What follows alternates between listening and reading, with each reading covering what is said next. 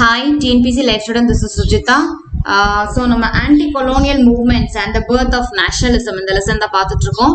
So நம்ம சீரீஸ்ல 34th lesson part 1 video நம்ம ஏற்கனவே போட்டாச்சு. இது பார்ட் 2 வீடியோ, ஓகேவா? ஸோ இதுல பார்த்தீங்கன்னா நம்ம வந்து என்னெல்லாம் பார்த்தோம்னா பெசன்ட் அண்ட் ட்ரைபல் ரிபெலியன்ஸ் அதெல்லாம் பார்த்தோம். பெசன்ட்ஸ் எப்படி வந்து எதனால சண்டை போட்டாங்க, அப்புறம் ட்ரைபல்ஸ் அவங்க ஏரியாக்குள்ள ஃபாரஸ்ட்டை வந்து கவர்மெண்ட் தன்னோட நிலம் அப்படின்னு சொன்னதுனால ட்ரைபல்ஸும் எதிர்த்தா போராட்டாங்க. யாரெல்லாம் போராட்டாங்க, இந்த மாதிரி விஷயம்லாம் பார்த்தோம் இல்லையா? ஸோ நம்ம இதுல பார்ட் 2 வீடியோவில் நம்ம எதை பார்க்க போறோம் அப்படின்னு பார்த்தீங்கன்னா the Great Rebellion of 1857. So நம்ம 1806 நடந்த அந்த பெசன்ட் ரிவோல்ட் பத்தி பார்த்தோம் இல்லையா? ஸோ பெசன்ட் ரிவோல்ட் டைம்ல வந்து என்னென்ன விஷயங்கள் நடந்தது, வேலூர் ரிவோல்ட் பார்த்தோம். வேலூர் ரிவோல்ட்ல ஏன் வந்து வேலூர் சிப்பாய்ஸ்லாம் வந்து ரிவோல்ட் பண்ணாங்க, இந்த மாதிரி விஷயம்லாம் நம்ம பார்த்தோம். ஸோ அவங்க ஏன் பண்ணாங்க அப்படின்னு பார்த்தீங்கன்னா, அந்த இதில் வந்து அவங்க டர்பன் ஒன்று புதுசாக கொடுத்தாங்க, தலையில் வைக்கக்கூடிய டர்பன், ஓகேவா? அந்த டர்பனில் பார்த்தீங்கன்னா ஒரு விஷயம் இருக்கும். அது பார்த்தீங்கன்னா வந்து கவ்வோட இந்த கவ்வோடதும் அப்புறம் அந்த பிக்கோடதும் ரெண்டும் கலந்த ஒரு அந்த எண்ணெயை கலந்ததை தேய்ச்சிருப்பாங்க, ஓகேவா? ஸோ அந்த இதில் ஸோ அதனால முஸ்லிம்ஸும் ஹிந்துஸாக இருக்கட்டும் ரெண்டு பேருமே அது வந்து அவங்க ரிலீஜனுக்கு எதிராக நினைச்சதுனால அது வந்து நாங்கள் போட மாட்டோம் அப்படின்னு சொன்னதுனால அந்த பிரச்சனை நடந்தது அப்படின்னு பார்த்தோம். இது 1806. இவங்களுக்குள்ள என்ன பிரச்சனை பார்த்தீங்கன்னா, இதுக்கும் ஒரு சின்ன ரிலேஷன் இருக்குது அப்படின்னு சொல்லி நம்ம அதில் பார்த்தோம். இதுவுமே வந்து சிப்பாய்ஸ் நடத்தின ஒரு ரிபெல்லியன் தான், இதுவும் சிப்பாய்ஸ் நடத்தின ஒரு ரிபெல்லியன் தான். ஆனால் இதுக்கும் உள்ள வித்தியாசம் என்னன்னு பார்த்தீங்கன்னா, இதுக்கு வந்து வெளியில இருந்து எந்த ஹெல்ப்பும் கிடைக்கல, ஓகேவா? அவுட் சைட்ல இருந்து எந்த ஹெல்ப்பும் கிடைக்கல. ஆனா இதுக்கு பாத்தீங்கன்னா இந்த ரிபெல்லியனுக்கு அப்புறம் சிவிலியன்ஸ், அதாவது சாதாரண மக்களும் சேர்ந்து போராடினாங்க, ஓகேவா? ஸோ இதுக்கும் உள்ள வித்தியாசம் இந்த ஒரு வித்தியாசம் தான். ரெண்டுமே சிப்பாய்ஸ் நடத்தினதுதான். ஆனா பாத்தீங்கன்னா இதுவுமே அதே மாதிரிதான்.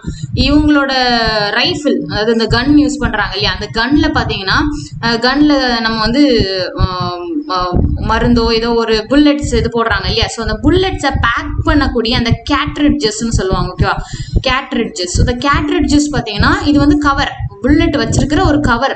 ஸோ அந்த கவரை நீங்க என்ன பண்ணணும்னா வாயால தான் கிழிச்சாகணும். ஸோ அப்படி வாயில கடிச்சு எடுக்கும்போது இந்த கேட்ரிட்ஜஸ்ல என்ன தடவி இருக்காங்க அப்படின்னு பார்த்தீங்கன்னா, கவ்வோட கொழுப்பும் பிக்கோட கொழுப்பும் சேர்ந்து இந்த கேட்ரிட்ஜஸ்ல தடவி இருக்காங்க. அப்படிங்கிற போது அப்போ ஒருத்தர் வாயால அதை கடிச்சாதான் அது வந்து அந்த கன்னை வந்து நீங்க அந்த புல்லட்ஸை வந்து வெளியே எடுக்க முடியும், ஓகே? அந்த கேட்ரிட்ஜ்ல இருந்து புல்லட்ஸை நீங்க வெளியே எடுக்க முடியும். ஸோ இந்த புல்லட்ஸை நீங்க வெளியே எடுக்கணும்னா கண்டிப்பா அதை கடிச்சுதான் ஆகணும். அப்படிங்கிற போது ஒரு ஹிந்து முஸ்லிம் ஒரு கவ்வோட இது தடவுனது, அது மாதிரி முஸ்லிம்ஸ்க்கு பிக்கோட இது தடவுனது அப்படிங்கிற ரெண்டுமே ஒரு அவங்களுக்கு வந்து அந்த ரிலிஜனுக்கு எதிர்ப்பா இருக்கு இல்லையா? அதனால உருவானதான் இந்த கிரேட் ரிபெல்லியன் ஆஃப் 1857, ஓகேவா? ஸோ இந்த ரெண்டும் வந்து கிட்டத்தட்ட ஒரே மாதிரி விஷயம் தான், ஓகே? ஒரே மாதிரியான ரீசன் தான். ஆனா இதுக்கு வெளியில உள்ள ஹெல்ப் இதுக்கு ஹெல்ப் கிடைச்சது. சிவிலியன்ஸ், சாதாரண மக்கள் எல்லாரும் சேர்ந்து போராடினாங்க. ஆனாலும் ரெண்டுமே வந்து டிஃபீட்டட் தான், ரெண்டுமே வந்து ஃபெயிலியர் தான் அப்படிங்கிற மாதிரி தான் நம்ம சொல்லணும், ஓகேவா? ஸோ ஒன்றுனா பார்ப்போம். கிரேட் ரிபெல்லியன் ஏன் நடந்தது, எதுக்காக நடந்தது, ஏன்னா நடந்தது, யாரெல்லாம் எந்தெந்த சிவிலியன்ஸ்லாம் சேர்ந்து பண்ணாங்க, இந்த மாதிரி விஷயம் பார்க்கலாம்.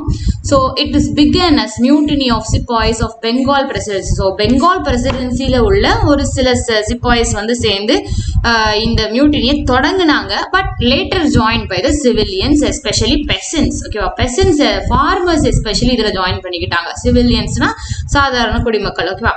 ஸோ அவங்க ஜாயின் பண்ணிக்கிட்டாங்க. எஸ்பெஷலி பெசன்ஸ் வந்து ரொம்ப ஜாயின் பண்ணாங்க. ஏன் அப்படின்னு பார்த்தீங்கன்னா ரீசன்ஸ், இதோட சிக்னிஃபிகன்ஸ், இதை ஒரு இம்பார்ட்டன்டான விஷயம் அப்படின்னு சொல்லி எடுத்துக்கிட்டாங்க, ஓகேவா? இந்த ரிவோல்ட் 1857 அந்த ரிவோல்ட் வந்து ரொம்ப ரொம்ப இம்பார்ட்டன்டான ஒரு ரிவோல்ட் அப்படின்னு சொல்லி எடுத்துக்கிட்டாங்க. ஏன் அப்படின்னு பார்த்தீங்கன்னா ஃபர்ஸ்ட் மேஜர் இது வந்து first major armed revolt accompanied by civilian rebellion. So இதுதான் first major armed revolt. Armed revolt என்னது? சிப்பாய்ஸ் என்ன பண்ணிருப்பாங்க, அவங்க கையில வெப்பன்ஸ் வச்சிருப்பாங்க இல்லையா, அதான் ஆர்ம்டு ரிவோல்ட், ஓகேவா? So first major armed revolt accompanied by civilian rebellion, ஓகேவா? ஸோ சிவிலியன்ஸ், சாதாரண குடிமக்களும் அதுல சேர்ந்துக்கிட்டாங்க. அப்ப இதுதான் ஃபர்ஸ்ட் மேஜர் ரிபெல்லியன், அதுவும் armed rebellion which is accompanied by the civil rebellion. ஓகேவா? ஸோ ஆர்மிஸ் கூட சேர்ந்து சிவில் மக்களும், அதாவது சாதாரண குடிமக்களும் சேர்ந்து பண்ண முதல் ரிவோல்ட் இதுதான். அதனால இது முக்கியத்துவம் வாய்ந்தது அப்படிங்கிற மாதிரி சொல்றாங்க. ரெண்டாவது பாத்தீங்கன்னா ரெண்டு பக்கத்துல இருந்தும் வயலன்ஸ் ஆன் போத் சைட்ஸ். ரிபெல்லியன்ஸும் வயலன்ஸை காட்டினாங்க, அதே மாதிரி பிரிட்டிஷ் சைட்ல இருந்தது ரொம்ப வயலன்ஸ் இருந்தது. ஓகேவா? ஸோ அது ரெண்டாவது. மூணாவது பாத்தீங்கன்னா முக்கியமான விஷயம் என்னன்னா, it ended the role of EIC-னா நம்ம ஈஸ்ட் இந்தியா கம்பெனி அப்படின்னு அர்த்தம். ஓகேவா? Ended role of East India Company and taken over by British crown. So அதுக்கப்புறத்துல இருந்து 1858ல இருந்து பாத்தீங்கன்னா நம்ம வந்து நம்மளோட இந்தியா வந்து ஸ்ட்ரெயிட்டா பிரிட்டிஷ் கிரவுனோட அந்த கவர்னன்ஸ்க்கு போயிடுச்சு. ஸோ நம்ம ஏற்கனவே இந்த ரைஸ் ஆஃப் நேஷனலிசம் அந்த லெசன்லாம் படிக்கும் போது நம்ம பார்த்தோம் இல்லையா, 1858ல வந்து நமக்கு வந்து பிரிட்டிஷ் ஈஸ்ட் இந்தியா கம்பெனியில நம்ம இந்தியா இருந்த கவர்னன்ஸ் வந்து நேரியா பிரிட்டிஷ் பார்லிமெண்ட், அதாவது குயின் விக்டோரியாவுக்கு கீழே அவங்களோட நேர்பார்வையிலேயே போயிடுச்சு அப்படின்னு சொல்லி பார்த்தோம் இல்லையா, அதே விஷயம்தான். ஸோ இந்த ரிவோல்ட்டுக்கு அப்புறம் தான் அந்த விஷயம் நடந்திருக்கு அப்படிங்கிறத நம்ம பார்க்குறோம். ஸோ இது வந்து ரொம்ப இம்பார்ட்டன்ட், சிக்னிஃபிகண்ட் அப்படின்னு சொல்றது மாதிரி இருக்கிற 3 விஷயம் என்னன்னா, ஏன் இது ரொம்ப சிக்னிஃபிகண்டான ஒரு ரிவோல்ட் அப்படின்னு பார்த்தீங்கன்னா, ஃபர்ஸ்ட் வந்து மேஜர் ஆர்ம்டு ரிவோல்ட்டுக்கு கூட சேர்ந்து சிவிலியனும் சேர்ந்து பண்ணது முதல்ல இது மட்டும்தான். ஓகேவா? ஆர்மியும் சிவிலியனும் சேர்ந்து பண்ண முதல் ரிவோல்ட் இது மட்டும்தான். ரெண்டு பக்கத்துல இருந்தும் ஏகப்பட்ட வயலன்ஸ் நடந்தது. மூணாவது, ஈஸ்ட் இந்தியா கையில இருந்த நம்மளோட கவர்னன்ஸ் வந்து நேரடியா பிரிட்டிஷ் கிரவுனுக்கு கீழே போச்சு. அதாவது குயின் விக்டோரியோட நேரடி கண்காணிப்புக்கு நம்ம இந்தியா போச்சு. ஓகேவா? ஸோ இதுதான் 3 விஷயம். இந்த 3 விஷயத்தினால this is consider to be and important or significant அப்படின்னு சொல்லலாம். ஓகேவா? காசஸ் ஏன் நடந்தது அப்படின்னு பாத்தீங்கன்னா, ரெண்டு முக்கியமான விஷயம் உண்டு. Annexation policy of British India. British வந்து என்ன பண்ணாங்கன்னா, அனெக்ஸ் பண்ணாங்க மற்ற எல்லா ஸ்டேட்டையும் வந்து அவங்க கைக்குள்ள கொண்டு வந்தாங்க. எப்படி கைக்குள்ள கொண்டு வந்தாங்கன்னா, அதுக்கும் அவங்க 2 விதமான பாலிசி யூஸ் பண்ணாங்க. ஃபர்ஸ்ட் ஒன் என்னன்னா, டாக்டரின் ஆஃப் பாராமவுன்சி அப்படின்னு என்ன அர்த்தம்னா, சுப்ரீமசி. நாங்க தான் சுப்ரீம், எல்லாருக்கும் மேல நாங்க தான், எங்களுக்கு மேல யாரும் கிடையாது, நாங்க தான் எல்லாருக்கும் மேல அப்படிங்கிற அந்த எண்ணம். அவங்க என்ன பண்றாங்க, பாராமவுண்ட் பண்றாங்க. அதாவது நேட்டிவ் ரூலர்ஸ் எல்லாரும் அன்ஃபிட்டு. ஓகேவா? நீங்க எல்லாம் அன்ஃபிட்டான லோக்கல், இப்போ சுல்தான்ஸ் இருக்காங்க, முகல்ஸ் இருக்காங்க, இதெல்லாம் ஆட்சி புரிஞ்சுட்டு இருந்தாங்க இல்லையா. ஸோ இவங்க வந்து என்ன சொல்றாங்க, இவங்க எல்லாம் unfit, they are not fit to rule a country, rule a state அப்படின்னு சொல்லி என்ன பண்றாங்க, அவங்க பாராமவுண்ட் பண்றாங்க. அவங்கள வந்து நாங்க தான் சுப்ரீம் அப்படி சொல்லி அவங்க என்ன பண்றாங்க, அவங்களோட கண்ட்ரியை, அவங்களோட அந்த ஸ்டேட்டை வந்து இவங்க அனெக்ஸ் பண்ணிக்கிடுறாங்க. ஸோ இது வந்து ஃபர்ஸ்ட் கைண்ட் ஆஃப் அனெக்ஷன்.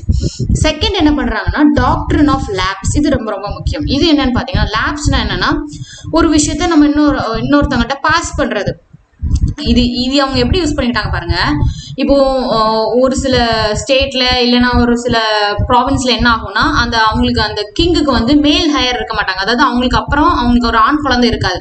ஸோ நம்மளோட கண்ட்ரில முன்ன காலத்துல எப்படி இருக்கும்னா, ஒரு கிங் இருக்காருன்னா அவரோட பையன் தான் அடுத்தது வந்து கிங் ஆவார் இல்லையா. ஸோ ஒருவேளை அந்த கிங்குக்கு வந்து பையன் ஆண் குழந்தை இல்லை அப்படின்னா, உடனே அந்த டெரிட்டரி என்ன ஆயிடும், பிரிட்டிஷ்க்கு கீழே போயிடுமா. எப்படி பாத்தீங்களா? ஓகேவா? ஸோ இவங்க வந்து என்ன பண்ண முடியாது, இவங்களோட அண்ணன் பையனுக்கோ தம்பி பையனுக்கோ அப்படி கொடுக்க முடியாது. ஓகேவா? மேல் ஹையர் இல்லை அப்படின்னாலே என்ன பண்ணிடணும், இவங்க டெரிட்டரியை என்ன பண்ணிடணும், பிரிட்டிஷ்க்கு கொடுத்துடணுமா. மொத்தமா அவங்களுக்கு சொந்தமா ஒரு ஆண் குழந்தை இல்லை அப்படின்னா அந்த டெரிட்டரி வந்து பிரிட்டிஷ்க்கு போயிடும். இப்போ இதுக்கு ஒரு எக்ஸாம்பிள் பாத்தீங்கன்னா, ஜான்சி ராணி சொல்லலாம். ஸோ ஜான்சி ராணிக்கு ஒரே ஒரு பொன் குழந்தை தான் உண்டு, அவங்களுக்கு ஆண் குழந்தை கிடையாது. அவங்க ஹஸ்பண்டும் இறந்து போயிடுவாங்க. ஸோ ஜான்சி ராணி என்ன பண்ணுவாங்கன்னு பாத்தீங்கன்னா, நான் ஒரு ஆண் குழந்தைய தத்தெடுத்துக்கிறேன், அந்த குழந்தைய வந்து நான் என்னோட சக்சஸரா நான் வந்து நியமிக்கிறேன் அப்படி மாதிரி சொல்லியிருப்பாங்க. ஆனா அலோவ் பண்ண மாட்டாங்க. உனக்கு மேல் ஹையர் இல்லையா, உன்னோட டெரிட்டரியை ஜான்சி அந்த டெரிட்டரியை எனக்கு தந்துரு அப்படிங்கிற மாதிரி பிரிட்டிஷ் இது பண்ணுவாங்க. So 2 policy. அவங்க எப்படி மற்ற கண்ட்ரிஸ் எல்லாம் அனெக்ஸ் பண்றாங்க, ஃபர்ஸ்ட் பாராமவுன்சி, நான் தான் எல்லாருக்குமே சுப்ரீம், நீ எல்லாம் அன்ஃபிட், ஸோ உன்னோட கண்ட்ரி என்கிட்ட தந்துடணும். ரெண்டாவது, அப்படியே நீ ஃபிட்டா இருந்தாலும் உனக்கு மேல் ஹையர் இல்லையா, உன்னோட கண்ட்ரி எனக்கு தான் அப்படிங்கிற மாதிரி. ஸோ என்னெல்லாம் பண்ணிருக்காங்க, என்ன ஏரியாலாம் இப்படி அனெக்ஸ் பண்ணியிருக்காங்கன்னா, இந்த லேப்ஸ் அப்படிங்கிற டாக்டரின் ஆஃப் லேப்ஸ்ல Satara, Sambalpur, parts of Punjab, so Jhansi பாத்தீங்களா, ஸோ நாக்பூர், இந்த மாதிரி ஏரியாவெல்லாம் அவங்க என்ன பண்ணியிருக்காங்கன்னா அனெக்ஸ் பண்ணிக்கிட்டாங்க. ஸோ ரெண்டாவது விஷயம் அவங்க என்ன பண்ணாங்கன்னு பாத்தீங்கன்னா, insensitivity to Indian cultural sentiments. நம்மளோட கல்ச்சர் சம்மந்தப்பட்ட சென்டிமெண்ட்ஸ் எல்லாம் இவங்க வந்து இன்சென்சிட்டிவிட்டியா இருந்தாங்க. அதாவது அவங்களுக்கு வந்து அது புரிஞ்சிக்கல, இல்லைன்னா புரிஞ்சாலும் அதை வந்து அவங்க வந்து அக்செப்ட் பண்ணிக்கல. அது வந்து நமக்கு அது பாதிக்கும் அப்படிங்கிற மாதிரி அவங்களுக்கு வந்து நம்மளை பாதிச்சாலும் எனக்கு என்ன அப்படிங்கிற மாதிரி ஒரு ஆட்டிடியூட். ஓகேவா? அது என்ன விஷயம் அப்படின்னு பார்த்தீங்கன்னா 1806 நம்ம வெள்ளூர் சிப்பாய்ஸ் என்ன பண்ணாங்க, வந்து நாங்கள் ரிலீஜியஸ் மார்க்லாம் நீங்கள் யூஸ் பண்ணக்கூடாது, நீங்கள் யூனிஃபார்ம் போட்டு வேலை பார்க்குறீங்கன்னா நீங்கள் பட்டையோ நாமமோ இந்த மாதிரி ரிலீஜியஸ் மார்க்கு கடுக்கன் இந்த மாதிரி இதெல்லாம் போட யூஸ் பண்ணக்கூடாது. அதே மாதிரி நீங்கள் தாடி இப்போ வைக்கக்கூடாது, மீசை வந்து கரெக்டாக ட்ரிம் பண்ணி இருக்கணும். ஸோ இந்த மாதிரி விஷயம்லாம் அவங்களுக்கு எப்படி இருந்தது, ஒருவேளை நம்மளை வந்து கிறிஸ்டியானிட்டிக்கு மாத்துறாங்களோ அப்படிங்கிற மாதிரி விஷயம்லாம் தோணுச்சு. ஓகேவா? ஸோ இது ஒரு விஷயம். 1824 என்ன நடந்து பார்த்தீங்கன்னா பராக்பூர், அதாவது கல்கட்டாக்கு பக்கத்தில் இருக்கு. ஓகேவா? ஸோ அங்கே உள்ள சிப்பாய்ஸ் பார்த்தீங்கன்னா இவங்க வந்து பர்மாக்கு வந்து சி வழியா போகலாம் அப்படிங்கிற மாதிரி சொல்லியிருப்பாங்க பிரிட்டிஷ். ஆனால் என்னன்னா இந்த பராக்பூரோட இந்த அவங்களோட கல்ச்சர் என்ன அப்படின்னு பார்த்தீங்கன்னா அவங்க கடல் கடந்து போனாங்க அப்படின்னா அவங்க கேஸ்ட்டை திறந்துட்டாங்க அப்படின்னு அர்த்தமா. அப்படி ஒரு பிலீஃப் அவங்களுக்கு. ஓகேவா? அவங்க பராக்பூர் ஒரு செட் ஆஃப் கேஸ்ட் இருக்காங்க. ஸோ அவங்க வந்து கடல் கடந்து போனாங்க, சீயை கிராஸ் பண்ணிட்டாங்க அப்படின்னா அவங்களோட கேஸ்ட்டை வந்து அவங்க தொலைச்சிட்டாங்க அப்படின்னு அர்த்தம். ஓகேவா? ஸோ அதனால அவங்க வந்து பொதுவாகவே கடல் பயணம் போக மாட்டாங்க. ஆனால் அந்த பிரிட்டிஷ் நீங்க பர்மாவுக்கு கடல் வழியாக தான் போகணும்னு சொல்லி அவங்கள வந்து வற்புறுத்துறாங்க. ஸோ நம்மளோட கல்ச்சரல் சென்டிமெண்ட்ஸை they are not getting it. ஓகேவா?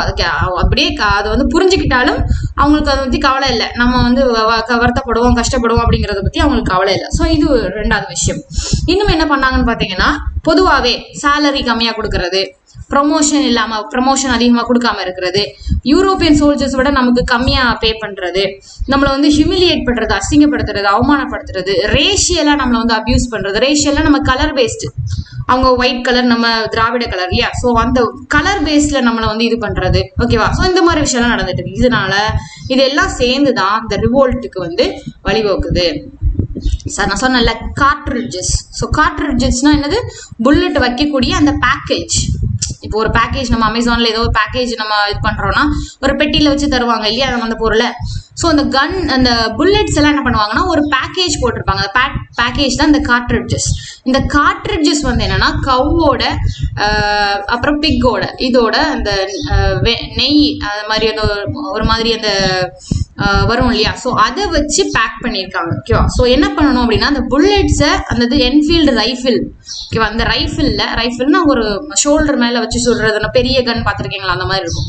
ஸோ இந்த கன்ல நீங்க இந்த புல்லட்டை வந்து லோட் பண்ணணும் அப்படின்னா இதை நீங்க வாயால கடிச்சு தான் அந்த புல்லட்டை நீங்க வெளியே எடுக்க முடியும். அப்படிங்கிற போது இது cow and pig, Hindus Muslims. So இவங்க 2 பேருக்கும் அது எதிர்ப்பா இருக்கு. அதனால என்ன பண்றாங்க, இவங்க 2 பேரும் நாங்க யூஸ் பண்ண முடியாது அப்படிங்கிற மாதிரி சொல்றாங்க.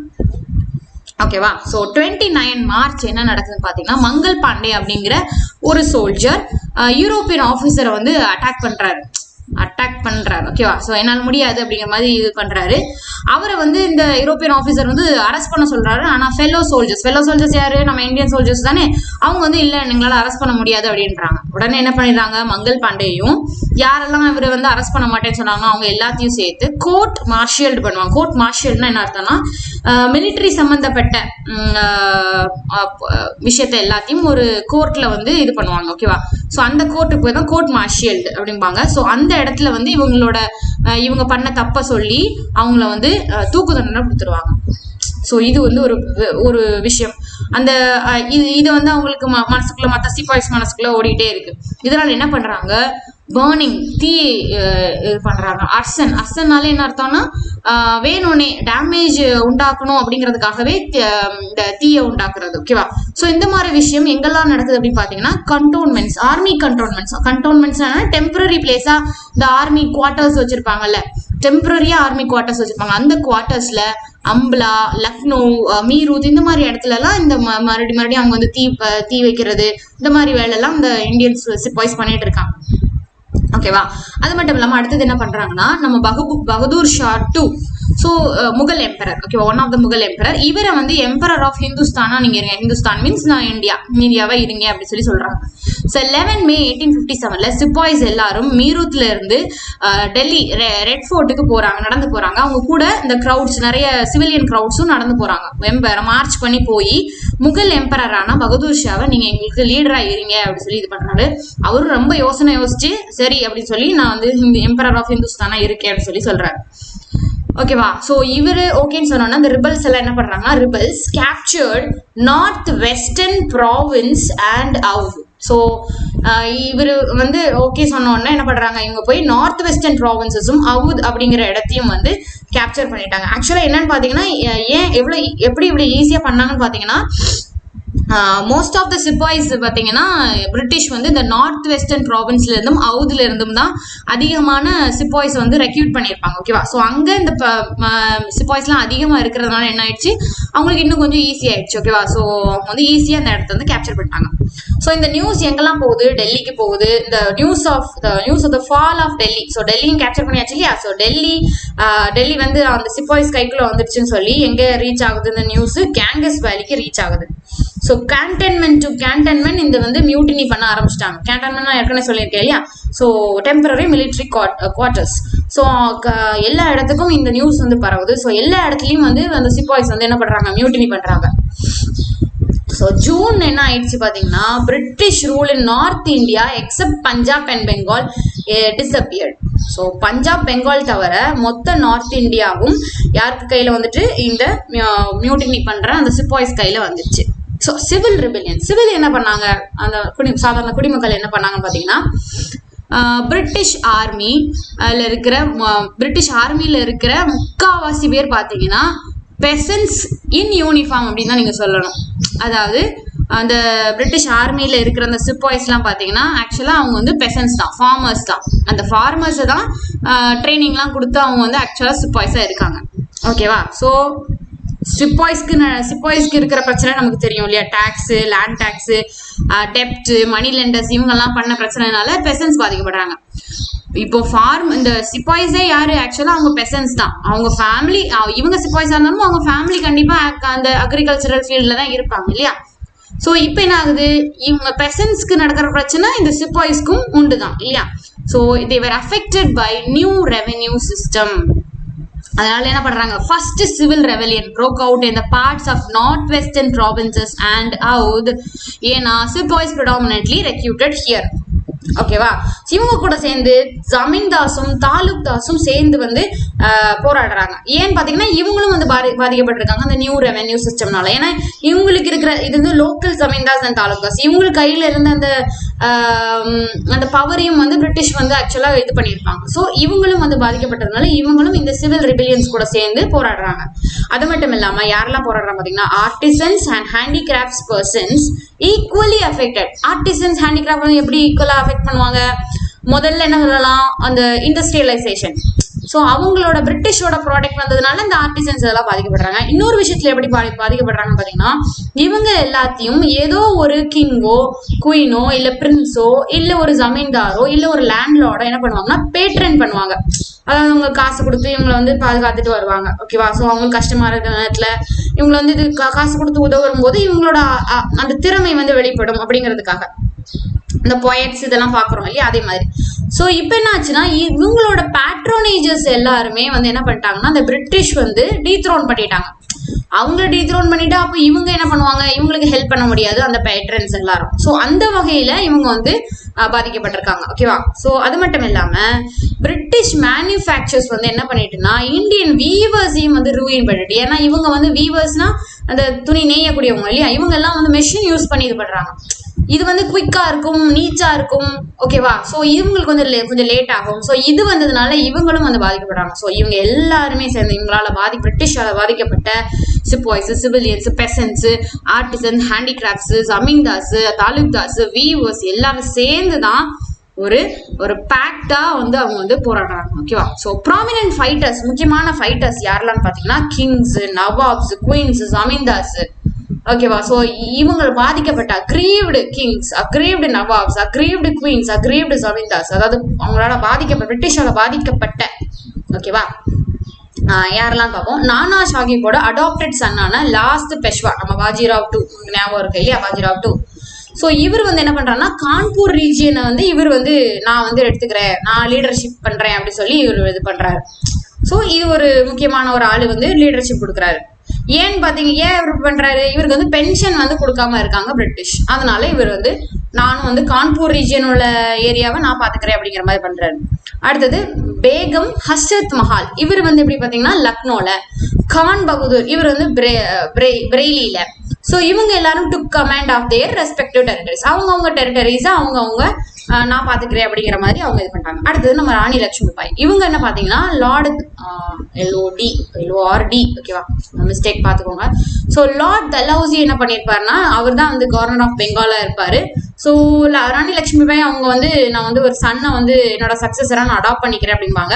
ஆனா அவர் வந்து ரெஃப்யூஸ் பண்ணிடுவார். ஓகேவா, ரெஃப்யூஸ் பண்ணிட்டு அவங்களோட கண்ட்ரியை டாக்டரின் ஆஃப் லேப்ஸ் அப்படிங்கிற பேர்ல வந்து அந்த டாக்டரின் அந்த பிரின்சிபல் பேர்ல இவர் வந்து அனெக்ஸ் பண்ணுவாரு.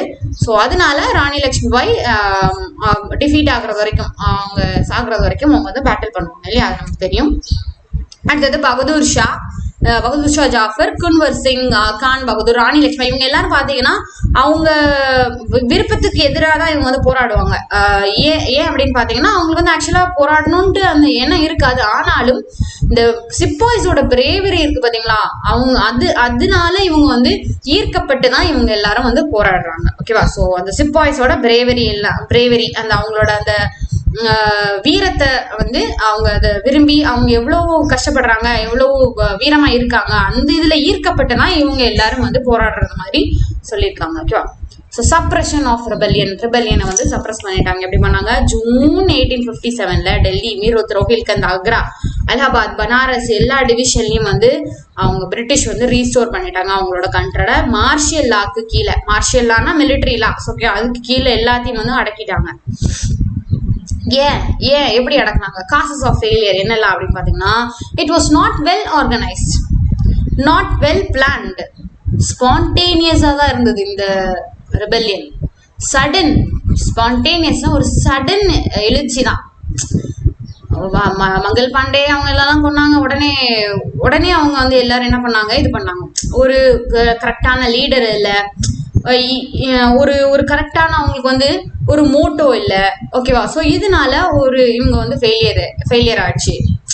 அது மட்டும் இல்லாம பாத்தீங்கன்னா, beside few Indian state lack of support from Indian princes zamindars. ஓகேவா, ஸோ சில இந்தியன் ஸ்டேட்ஸ் தான், அதாவது நார்த் சைட்ல கொஞ்சம் ஏரியா தான் இவங்களுக்கு வந்து சப்போர்ட் பண்ணிச்சே தவிர மற்ற இடத்துல உள்ள இந்தியன் பிரின்சஸோ ஜமீன்தார்ஸோ இவங்க வந்து ஹெல்ப் பண்ணல. ஏன்னா இவங்க எல்லாருமே they were remained loyal to the British power or fearful to the British power. ஓகேவா, ஸோ இவங்க ஒன்று பிரிட்டிஷ் ஒரு லாயலா இருந்தாங்க, இல்லைன்னா அவங்களுக்கு பயந்துகிட்டே உங்களுக்கு சப்போர்ட் பண்ணாம இருந்தாங்க. ஸோ இது இன்னொரு விஷயம் என்னன்னு பாத்தீங்கன்னா, இவங்ககிட்ட ஆர்ம்ஸ் அண்ட் அம்யூனிஷன் வந்து ரொம்ப கம்மியா இருந்து, இல்லைன்னா இல்லவே இல்லை. அம்யூனிஷன் என்னது, நம்ம ஏற்கனவே பார்த்தோம் இல்லையா, வெப்பன் ஸ்டோர் பண்ணி வைக்கிற ஒரு பில்டிங், ஒரு ரூம் அப்படின்னு சொல்லலாம். அம்யூனிஷன், ஆர்ம்ஸும் இல்லை. இவங்களுக்கு எங்க இருந்து கிடைக்கும் ஆர்ம்ஸ் அண்ட் அம்யூனிஷன்? இவங்க வந்து ஜஸ்ட் சிப்பாய்ஸ் தான் இல்லையா, ஜஸ்ட் ஒரு சிப்பாய்ஸ். ஒரு வெப்பன் கிடைக்கணும் அப்படின்னா இன்னொரு கண்ட்ரி கூட நம்மகிட்ட காசு இருக்கணும்.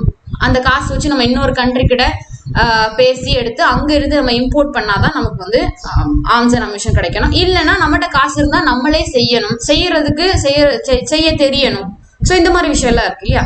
ஸோ நம்மகிட்ட ஆர்ம்ஸ் வெப்பன்ஸ் இல்லை, வெப்பன் ஸ்டோர் பண்ணி வைக்கிற அந்த பில்டிங்கும் இல்லை, அந்த பில்டிங் இல்லை. ஸோ அது என்ன சொல்றது, ஆர்ம்ஸ் அண்ட் அம்யூனிஷன் மொத்தமா இல்லை. ஓகேவா, ஸோ வெப்பனே அவங்ககிட்ட கிடையாது. இருந்த வெப்பனும் காலி ஆயிடுச்சு. ஓகேவா, அம்யூனிஷன்ல இருந்த வெப்பனும் காலி ஆயிடுச்சு. அதுக்கப்புறம் அவங்களால ஒன்றும் பண்ண முடியாது. ஓகேவா, ஸோ என்னன்னா ஏன் ஒன்றும் பண்ண முடியாதுன்னா மீன்ஸ் அந்த பிரிட்டிஷ் கிட்ட அவங்ககிட்ட எல்லாமே இருக்கு, அவங்க கிட்ட வெப்பன்ஸ் இருக்கு. வெப்பன் வச்சு போராடுறதுக்கும் வெப்பன் இல்லாம நம்மகிட்ட வெப்பன் இல்லாம நம்மளோட ஆப்போசிட் டீம்ல வெப்பன் இருந்துன்னா அவங்க கிட்ட போராடி என்ன பிரயோஜனம் இல்லையா. ஸோ இந்த ஒரு பிரச்சனை. அடுத்தது emerging English educated middle class பீப்புளும் வந்து they did not support them. So emerging educated middle class தான் நம்ம வந்து நேஷனலிசம் மாடரேட்ஸ் அவங்கலாம் பார்த்தோம் இல்லையா, அதுல வந்து எல்லாருமே வந்து ஹெல்ப் பண்ண ஆரம்பிச்சாங்க. அதாவது இதுக்கப்புறம் தான் மாடரேட்ஸ் நேஷனலிசம் எல்லாம் வர ஆரம்பிக்கும். ஓகேவா, ஸோ இவங்க எல்லாரும் என்ன பண்ணிட்டு இருந்தாங்க, இவங்க எல்லாரும் வந்து ஹெல்ப் பண்ணல. ஓகேவா, அடுத்தது முக்கியமான மெயின் ரீசன்ஸ் என்னன்னு பாத்தீங்கன்னா, ஆப்சன்ஸ் ஆஃப் சென்ட்ரல் அத்தாரிட்டி. ஒரு நடுநிலைமையான ஒரு நடுவடத்துல ஒரு மெயின் லீடர், ஒரு மெயின் இது அவங்கள்ட்ட இல்லை. ஒரு காமன் அஜெண்டா இல்லை, காமன் மோட்டோ இல்லை. எல்லாரும் இணைஞ்சு பண்ணணும் அப்படிங்கிற ஒரு single motto, do or die, இந்த மாதிரி ஒரு சிங்கிள் அஜெண்டா அப்படிங்கிற மாதிரி நம்மகிட்ட எதுவுமே இல்லை. சும்மா சடனா இவங்க அவங்க பண்ணிட்டாங்கன்னு சொல்லி அவங்க போராடினாங்க, இவங்க பண்ணிட்டாங்கன்னு சொல்லி அடுத்த இடம், இவங்க பண்ணிட்டாங்கன்னு சொல்லி அடுத்த இடம். கடைசியில் அவங்ககிட்ட வந்து கரெக்டான அந்த ஆர்கனைசேஷன் இல்லை. வெப்பன்ஸை வந்து நீங்க ரொம்ப இது பண்ணாதீங்க, கொஞ்சம் சேமிச்சு வைங்க, ஏன்னா நம்மகிட்ட வந்து வெப்பன்ஸ் தீர்ந்து போச்சுன்னா அவ்வளவுதான். அந்த மாதிரி விஷயங்கள்லாம் அவங்களுக்கு தெரியவே இல்லை. ஓகேவா? ஸோ இந்த மாதிரி விஷயத்தினால இது ஃபெயிலியர் ஆச்சு. இவர் brutally suppressed by British. ரொம்ப கொடுமையான வழியில இவங்க வந்து suppress பண்ணப்பட்டாங்க. Rebel leaders were suppressed due to the lack of weapons, organization, discipline, betrayal of their aides. Leaders இருந்தாலும் அவங்க என்ன பண்ணாங்க, அவங்கள்ட்ட வெப்பன்ஸ் இல்லை, ஒரு நல்ல ஆர்கனைசேஷன் இல்லை, ஒரு சரியான டிசிப்ளின் இல்லை. ஓகேவா? அவங்க கூட இருந்தவங்களே வந்து பிட்ரேயல் பண்ணாங்க. ஸோ இந்த மாதிரி விஷயத்தினாலையும் இது ஃபெயிலியர் ஆச்சு. Delhi was captured in the late 1857. Bahadur Shah too was captured and transported to Burma. Bahadur Shah, Emperor of Hindustan போடுறீங்கன்னு சொல்லிட்டு அவரையும் பிடிச்சி பர்மாக்கு நாடு கடத்திட்டாங்க. அடுத்தது இந்தியா அண்டர் கிரவுன் காலனி. இது நம்ம பார்த்தோம் இல்லையா? 1858ல பிரிட்டிஷ் பார்லிமெண்ட் வந்து இந்தியாவோட கவர்மெண்ட் ஆக்ஷன் படி நவம்பர் 1858ல இந்தியாவை வந்து என்ன பண்றாங்க, கிரவுன் காலனிக்கு கீழே கொண்டு வராங்க. Directly governed by the parliaments. ஓகேவா? ஸோ இதுக்கான ரெஸ்பான்சிபிலிட்டி யார் கொடுக்குறாங்கன்னா, ஒரு செக்ரட்டரி ஆஃப் த ஸ்டேட்டை போட்டு அவர் தான் வந்து இந்தியாவை வந்து ஆட்சி புரிவார். அடுத்தது சேஞ்சஸ் இன் த அட்மினிஸ்ட்ரேஷன். என்னென்ன சேஞ்சஸ்லாம் வந்து பாத்தீங்கன்னா, இப்போ இந்த பிரிட்டிஷ்க்கு கீழே வந்துருச்சு, பிரிட்டிஷ் பார்லிமெண்ட் கீழே வந்துருச்சு இல்லையா? அதனால என்ன சேஞ்சஸ்லாம் வந்து பாத்தீங்கன்னா, குயின் விக்டோரியா அவங்க வந்து ப்ரொக்ளைம் பண்றாங்க என்னன்னா, இனிமே பிரிட்டிஷ் வந்து உங்களோட ட்ரெடிஷனல் இன்ஸ்டிடியூஷன்ஸ், உங்களோட ட்ரெடிஷனல் மேட்டர்ஸ்லயோ ரிலீஜியஸ் மேட்டர்ஸ்லயோ நாங்க வந்து தலையிட மாட்டோம், we will not interfere அப்படின்னு சொல்றாங்க. ஓகேவா? ஸோ இது ஒரு விஷயம். அடுத்த பாத்தீங்கன்னா, they promise that Indians observed in government சர்வீஸ்ல நாங்க வந்து இந்தியன்ஸை வந்து எடுப்போம் அப்படிங்கிற மாதிரி சொல்றாங்க. அப்புறம் 2 சேஞ்சஸ் கொண்டு வந்தாங்க இந்த ஸ்ட்ரக்சர் ஆஃப் இந்தியன் ஆர்மில. ஏற்கனவே ஆர்மியில இருந்து, இந்தியன் ஆர்மியில இருந்து நமக்கு பிரிட்டிஷ்க்கு பிரச்சனை வந்துச்சுன்னு அவங்களுக்கு தெரியும். அதனால ஒரு 2 சேஞ்சஸ் கொண்டு வராங்க. என்ன சேஞ்சஸ் பாத்தீங்கன்னா, ஃபர்ஸ்ட் ஒன், நம்பர் ஆஃப் இந்தியனை வந்து ரெடியூஸ் பண்ணிட்டாங்க. இந்தியன்ஸ் அதிகமா இருந்த போய் தானே நீங்க எல்லாரும் சேர்ந்து இது பண்ணீங்கன்னு சொல்லிட்டு இந்தியன்ஸ் வந்து ஆர்மிஸ்ல வந்து ரெடியூஸ் பண்ணிட்டாங்க. ஆனா கவர்மெண்ட் சர்வீசஸும் ஓகே, அவங்களுக்கு வந்து நிறைய கொடுத்தாங்க. ஓகேவா? அப்புறம் பாத்தீங்கன்னா, restricted from holding important ranks and positions. Important ரேங்க்ஸ்லயோ இம்பார்ட்டன்ட் பொசிஷனையோ இந்தியன்ஸ்க்கு கொடுக்கல. ரொம்ப கம்மியான பேரை தான் வந்து ரெக்ரூட் பண்ணாங்க இந்தியன் ஆர்மியில. அதே மாதிரி இம்பார்ட்டன்ட் பொசிஷனையோ இம்பார்ட்டன்ட் ரேங்க்ஸையோ இந்தியன்ஸ்க்கு கொடுக்கல. ஸோ இந்த 2 இம்பார்ட்டன்ட் சேஞ்சஸ் அவங்க கொண்டு வந்தாங்க. அப்புறம் they took control of the artillery, பீரங்கி படை, அந்த விஷயத்துலலாம் பிரிட்டிஷ் தான் வந்து இது பண்ணாங்க. ஏன்னா இவங்க கைக்கு போச்சுன்னா மறுபடியும் பிரச்சனை பண்ணிடுவாங்கன்னு சொல்லிட்டு ஆர்டிலரியை மொத்தமா வந்து பிரிட்டிஷ்க்கு கையில கொடுத்தாங்க. அது மட்டும் இல்லாம they shifted recruiting members from loyal regions during 1857. So இதுக்கு முன்னாடி அவங்க என்ன பண்ணிட்டு இருந்தாங்க, நார்த் வெஸ்டர்ன் அப்புறம் அவுது இந்த மாதிரி ரீஜன்ல இருந்து தான் அவங்க வந்து சிப்பாய்ஸ் வந்து ரெக்ரூட் பண்ணிட்டு இருந்தாங்க இல்லையா? இப்ப என்ன பண்ணிட்டாங்க, இந்த 2 ரீஜனுமே உங்களுக்கு தெரிஞ்சு போச்சு. 1857ல இவங்க எல்லாரும் சேர்ந்துதான் இவங்க தான் ஸ்டார்ட் பண்ணதுன்னு தெரிஞ்சு போச்சு. அதே மாதிரி இன்னும் நிறைய ஏரியால இருந்து இந்த 1857 டைம் வந்து நிறைய பேர் வந்து ஜாயின் பண்ணாங்க தெரிஞ்சு போச்சு. ஸோ இது 1857 டைம்ல எந்த ரீஜியன்ல எல்லாம் இவங்க கூட சேராம பிரிட்டிஷ்க்கு லாயலா இருந்தாங்களோ அந்த இடத்துல இருந்து இப்போ வந்து என்ன பண்ண போறாங்க, மெம்பர்ஸை ரெக்ரூட் பண்றதா அவங்க வந்து முடிவு பண்ணிருக்காங்க. ஓகேவா? புரிஞ்சுதா? So they turned away from Rajputs, Brahmins and North Indian Muslims and looked upon non-Hindu groups like Gorkhas, Sikhs and Pathans.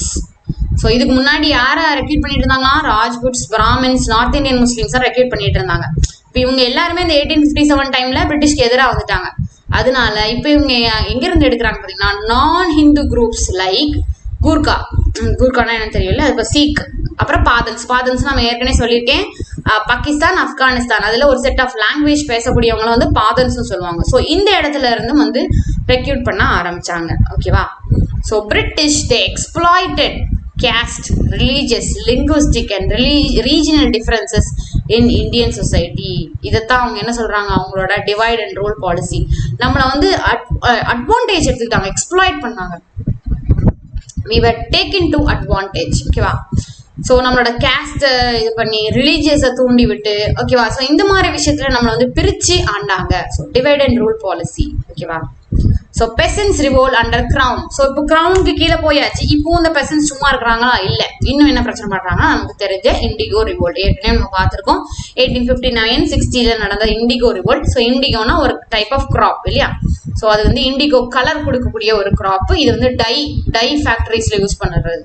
So peasants were forced to grow the crop indigo graph.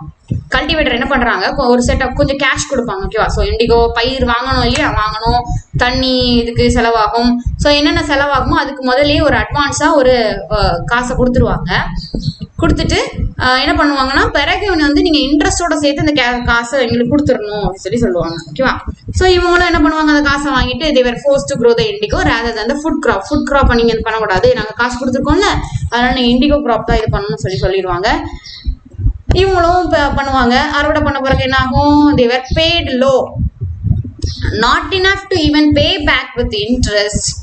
கடன்ல ஆயிடுவாங்க. அந்த கடனால என்ன பண்ணுவாங்க, அந்த கடனை advantage எடுத்துக்கிட்டு இந்த இன்னொரு கான்ட்ராக்டை சைன் பண்ணு, இந்த கான்ட்ராக்ட்ல மட்டும் நீ வந்து உனக்கு சம்பளமே கிடையாது, இந்த கான்ட்ராக்ட்ல சைன் பண்ணி நீ வேலை பார்த்தனா உன்னோட கடன் அடைஞ்ச மாதிரி இருக்கட்டும் அப்படிங்கிற மாதிரி மறுபடியும் திரும்பி இண்டிகோ வந்து அவங்க பயிரிட சொல்லுவாங்க.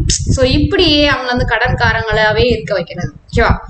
இதனால revolt began in 1859.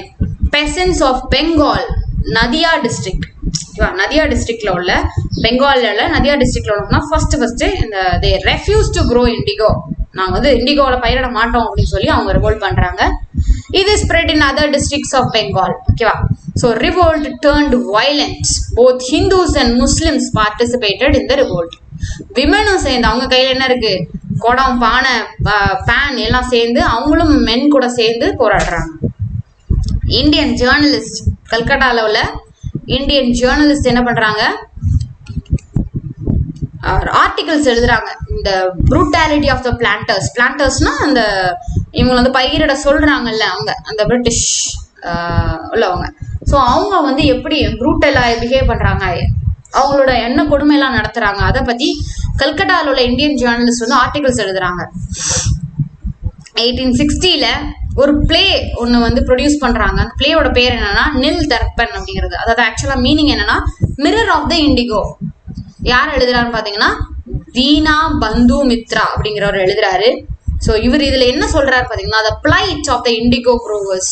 பிளைட்ஸ்னா indigo growers, இண்டிகோவை அந்த பயிரிடக்கூடிய அந்த சாதாரண அந்த மக்களோட நிலைமை, அந்த நிலைமையை பத்தி இவர் வந்து இந்த நில் தர்பன் அப்படிங்கிற பிளேல வந்து அவர் வந்து வெளிப்படுத்துறாரு. அடுத்தது இன்னொரு ரிவோல்ட் நடக்குது, என்னன்னா டெக்கான் ரயாட்ஸ் 1875 நடக்குது. ஸோ இது எதுக்காக நடக்குதுன்னா ஹெவி டேக்ஸ் ரூயின்ட் அக்ரிகல்ச்சர், ஃபெமைன்ல டெத் நடக்குது. ஸோ அதனால மே 1875 டெக்கான்ல சூப்பா அப்படிங்கிற வில்லேஜ் பூனால இருக்கு ஓகேவா. ஸோ இந்த வில்லேஜ்ல தான் ஃபர்ஸ்ட் ஒரு ரெக்கார்ட் ஆஃப் ரயாட் நடக்குது. யார் மேல பண்றாங்கன்னா அந்த ரயாட் மணி லெண்டர்ஸ்க்கு எதிராக பண்றாங்க. ஏன்னா டாக்ஸ் நம்ம கட்டணும் முடியாது, மணி லெண்டர்ஸ் அவங்க வந்து காசு கொடுத்துருவாங்க, காசு கொடுத்துட்டு நம்ம அவங்களுக்கு திருப்பி கட்ட முடியாது. ஸோ இவங்க வந்து என்ன பண்றாங்க, அவங்களோட நிலத்தை அபகரிக்கிறது, இந்த மாதிரி வேலை எல்லாம் பண்றாங்க. அதனால அவங்க அக்ரிகல்ச்சர் பாதிக்கப்படுது. அக்ரிகல்ச்சர் பாதிக்கப்பட்டா ஃபெமைன் இல்லையா. ஸோ இதனால இவங்க வந்து ரயோட் பண்றாங்க. ஸோ சிமிலர் கேசஸ் இதே மாதிரி ரயோட் எங்கெல்லாம் இதுன்னா 30 வில்லேஜ், பூனால உள்ள 30 வில்லேஜஸ்ல இதுல நடக்குது. அகமது நகர் உள்ள வில்லேஜஸ்லும் இது நடக்குது. மோஸ்ட்லி யாருக்கு மேல பாத்தீங்கன்னா குஜராத்ல உள்ள மணி லெண்டர்ஸ்க்கு மேலதான் இந்த ரயாட் வந்து பாயுது. So under British rule peasants were forced to pay revenue directly to the government. ஒரு புது லா ஒன்று கொண்டு வராங்க. மணி லெண்டர்ஸ் எல்லாரும் என்ன பண்ணலாம்னா, இந்த மணி லெண்டர்ஸ்ல என்ன பண்ணுவாங்கன்னா, நம்ம வந்து அந்த காசு பே பண்ண முடியாதவங்க என்ன பண்ணுவோம்னா நம்ம அவங்கள்ட்ட போய் அடமானம் வைப்போம்ல, அவங்களோட நிலத்தை வந்து அடமானம் வச்சிருப்பாங்க ஓகேவா. ஸோ அதை வந்து என்ன பண்ணுவாங்க பாத்தீங்கன்னா அது முங்கி போயிடும், அந்த நிலம் அடமானம் வச்சதெல்லாம் முங்கி போயிடும். ஸோ என்ன பண்ணிடுவாங்க, இதை வந்து ஏலத்துக்கு விட்டுருவாங்க ஓகேவா, ஏலத்துக்கு விட்டுருவாங்க. ஸோ அதை கட்ட முடியாத டிஃபால்டர்ஸ்னா கட்ட முடியாத அந்த நிலத்தை எல்லாத்துக்கும் காசு கட்ட முடியாத அந்த மக்களோட நிலத்தை எல்லாம் என்ன பண்ணிடுவாங்க, நீங்க வந்து ஏலத்துக்கு விடலாம் அப்படின்னு சொல்லி இந்த கவர்மெண்ட் வந்து நியூ லாவையும் கொண்டு வருது. ஸோ இது வந்து இவங்களுக்கு ஒரு நல்ல இது வரும். ஸோ இதனால இந்த மணி லெண்டர்ஸ் எஸ்பெஷலி குஜராத் மணி லெண்டர்ஸ்க்கு எதிராக வந்து இந்த போராட்டம் வந்து நடக்குது ஓகேவா. என்ன நடக்குது பாத்தீங்கன்னா, இவங்க என்ன பண்ணிடுறாங்க, இப்போ இந்த ஆக்ஷனுக்கு ஏலத்துக்கு விட்டதுனால என்ன ஆயிடுச்சு, கல்டிவேட்டர்ஸோட லேண்ட் எல்லாம் இப்போ யார்கிட்ட இருக்கு? நான் கல்டிவேட்டர்ஸ், அதாவது இந்த ஜமீன்தார்ஸ், லேண்ட் லார்ட்ஸ், கல்டிவேட் பண்ண முடியும், ஃபார்மிங் பண்ண தெரியாத, ஃபார்மிங் பண்ண முடியாதவங்க, அவங்க கைக்கு இந்த லேண்ட் எல்லாம் போயிடுச்சு. என்ன ஆகும்? unable to pay debts, peasant forced to abandon the civilization, cultivation. அவங்க கல்டிவேஷன் பண்ண முடியாத நிலைமைக்கு ஆயிட்டாங்க. ஏன்னா இப்போ அவங்க வந்து அவங்களோட லேண்ட் அடமானம் வச்சுதான் இவங்க வந்து கடன் வாங்கி, கடன்ல அந்த காசை வச்சுதான் இவங்க வந்து ஒரு பயிர் வாங்கி, ஒரு நெல் வாங்கி, விதை வாங்கி பயிரிடுறாங்க போது அதுல இருந்து ஒரு நல்ல விளைச்சல் இல்லை. கடனை கட்ட முடியாம பாதி அந்த விளைச்சல், ஒரு நல்ல விளைச்சல் வந்தாலும் அது பூராமே அவங்க வந்து இன்ட்ரெஸ்ட் அப்படிங்கிற பேர்ல திரும்பி அவங்களுக்கே கெட்டுற மாதிரி ஆயிடும். ஸோ இவங்க என்ன பண்றாங்க? அவங்க கல்டிவேஷனை விட்டே, அக்ரிகல்ச்சர் அப்படிங்கிற அந்த விஷயத்தை விட்டே வெளியே போற முடியா ஆயிடுது. ஸோ இதனாலதான் அந்த டெக்கான் ரிவோல்ட் நடந்தது அப்படிங்கிற மாதிரி சொல்றாங்க. ஸோ இந்த பார்ட் இதோட ஃபினிஷ் ஆயிடுச்சு. ஸோ இதுல உங்களுக்கு ஏதாவது டவுட் இருந்தா கமெண்ட் பண்ணுங்க. I'll reply you as soon as possible. Thank you.